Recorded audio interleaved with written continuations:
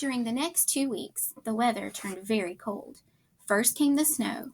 It began very suddenly one morning, just as Charlie Bucket was getting dressed for school.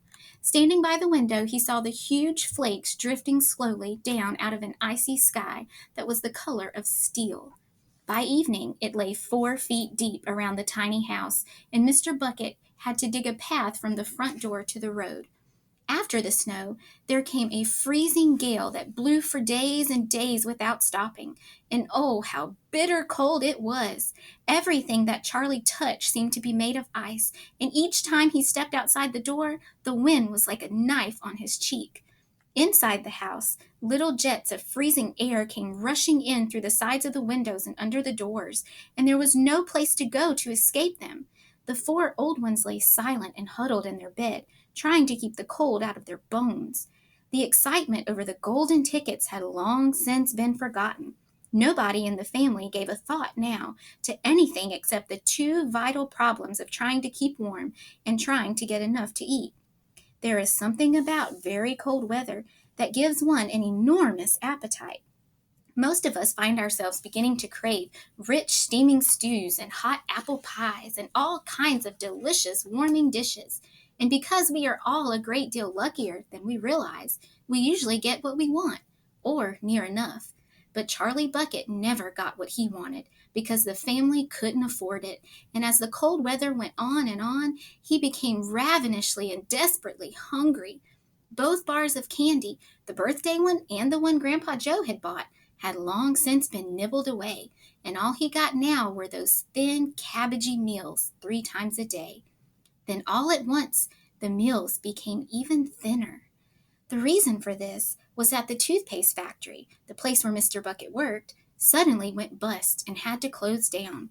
Quickly, Mr. Bucket tried to get another job, but he had no luck. In the end, the only way in which he managed to earn a few pennies was by shoveling snow in the streets.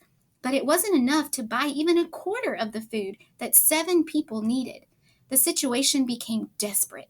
Breakfast was a single slice of bread for each person now, and lunch was maybe half a boiled potato.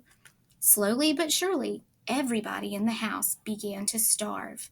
And every day, little Charlie Bucket, trudging through the snow on his way to school, would have to pass Mr. Willy Wonka's giant chocolate factory. And every day, as he came near to it, he would lift his small, pointed nose high in the air and sniff the wonderful, sweet smell of melting chocolate.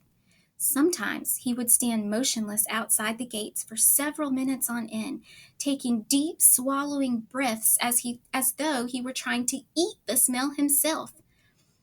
"That child," said Grandpa Joe, poking his head up from under the blanket one icy morning. "That child has got to have more food. It doesn't matter about us. We're too old to bother with. But a growing boy, he can't go on like this. He's beginning to look like a skeleton." "But what can one do?" murmured Grandma Josephine miserably. "He refuses to take any of ours.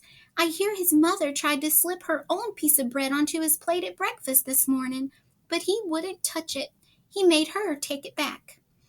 "He's a fine little fellow," said Grandpa George. "He deserves better than this." The cruel weather went on, and every day Charlie Bucket grew thinner and thinner. His face became frighteningly white and pinched. The skin was drawn so tightly over the cheeks that you could see the shapes of the bones underneath. It seemed doubtful whether he could go on much longer like this without becoming dangerously ill. And now, very calmly, with that curious wisdom that seems to come so often to small children in times of hardship, he began to make little changes here and there in some of the things that he did, so as to save his strength. In the mornings, he left the house 10 minutes earlier so that he could walk slowly to school without ever having to run. He sat quietly in the classroom during recess, resting himself, while the others rushed outdoors and threw snowballs and wrestled in the snow.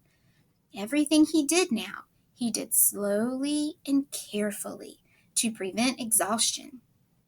Then one afternoon, walking back home with the icy wind in his face, and incidentally feeling hungrier than he had ever felt before. His eye was caught suddenly by a piece of paper that was lying in the gutter, in the snow. The paper was a greenish color, and there was something vaguely familiar about it. Charlie stepped off the curb and bent down to examine it. Part of it was buried under the snow, but he saw at once what it was. It was a dollar bill! Quickly he looked around him. Had somebody just dropped it? No, that was impossible because of the way part of it was buried. Several people went hurrying past him on the sidewalk, their chins sunk deep in the collars of their coats, their feet crunching in the snow. None of them was searching for any money. None of them was taking the slightest notice of the small boy crouching in the gutter. Then was it his? This dollar? Could he have it?